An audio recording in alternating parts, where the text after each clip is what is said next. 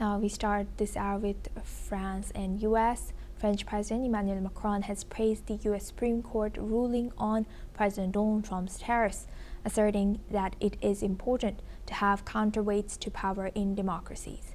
Speaking at the annual agricultural salon in Paris, Macron emphasized the value of the rule of law and the role of the Supreme Court in maintaining democratic checks and balances.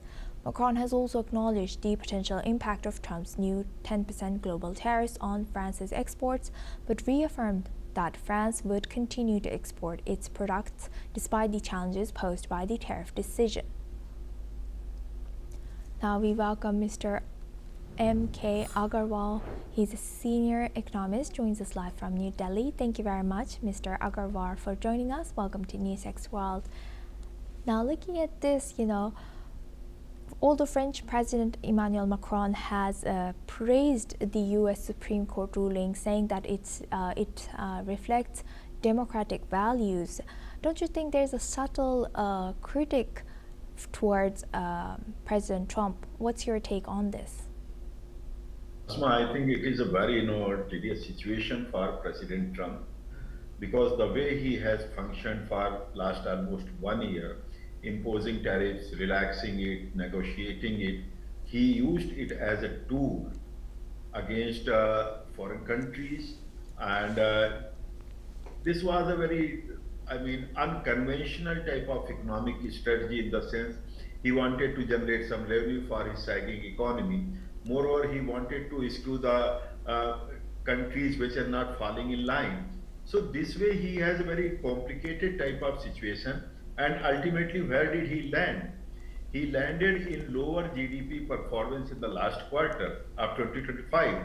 So given that situation, he should have better focused on his raising the strength of American economy that is not in a very good shape.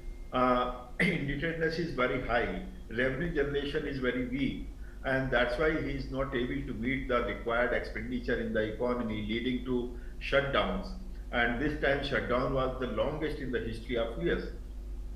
So he is focusing on tariff, and this shows the fissure in the US in terms of the political fissure, in terms of the democratic fissure, and in terms of you can say reduced popularity of President Trump in dealing with the foreign countries, imports, and the economy. So when the US Supreme Court strikes down his emergency power of imposing tariffs to curtail the imports from different countries, now what option he is left with? Okay, that he has choice to accuse the Supreme Court of his own country, being the president of the country. Similarly, his vice president is also accusing it. So I believe that is not the solution. You are demeaning your own institution. You should have better focused on the strategies, how to raise the standard of the US economy, how to make US economy more resilient, how to make it more rewarding. Tomorrow we're going to the beach. So I believe that he should have focused on such issues. Therefore, I find that what President Macron of France says, that is well taken, and it is very correctly described that it is the rule of democracy that has been ruled by the US Supreme Court.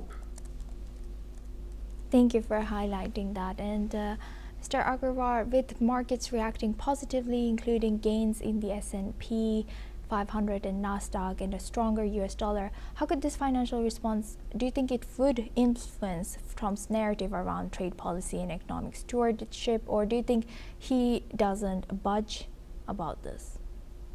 It's okay, he didn't budge. I know, because he is very stubborn type of president. He wants that whatever he says, that is ultimate, but it never happens in the reality in any national politics.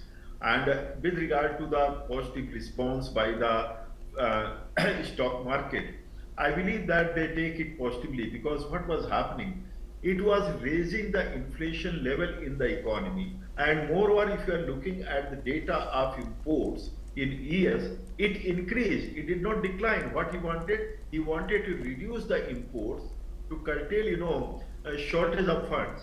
That did not happen. And what was ultimately happening? It was mounting pressure on dollar, and that's why countries after countries were importing more and more gold. So I believe that the stock market takes it positively, unless something major happens from the side of White House and President is imposing another tariff or another type of trade blockade. Then let's see what happens. But the situation is definitely a very fluid for the US economy, and US economy must perform in a very matured manner, otherwise it may cost dearly to the US economy in the long run. And this latest ruling, what does it reflect and redefine the limits of presidential authority? Yeah, that's there. There is a limit to the president's authority because it is not to impose arbitrarily the tariff. Somewhere it is 15%, somewhere 18%, 19%, 20%, or anything like that. I think this is not a proper type of diplomacy or economic relationship or the foreign relationship, not a diplomacy also. And probably it was sensed by the Supreme Court of US, and that's why they ruled. But one thing is certain, that it is being speculated. That has not been given in the ruling, that if it is illegal, then what about the amount taken in the form of tariff by the US administration because of such type of tariffs? Now countries may mount pressure to refund such type of tariff. So there is definitely a type of a very delicate situation to handle, and suppose they are not refunding it, this type of tariff, it may lead to, you can say, some slide down in the credibility of the US administration also. With that, I'd like to thank Mr. Agarwal for sharing that. Please stay with us as we come back to you for our next discussion as well. Now, moving on to India. India and Brazil have taken a major step to strengthen ties through a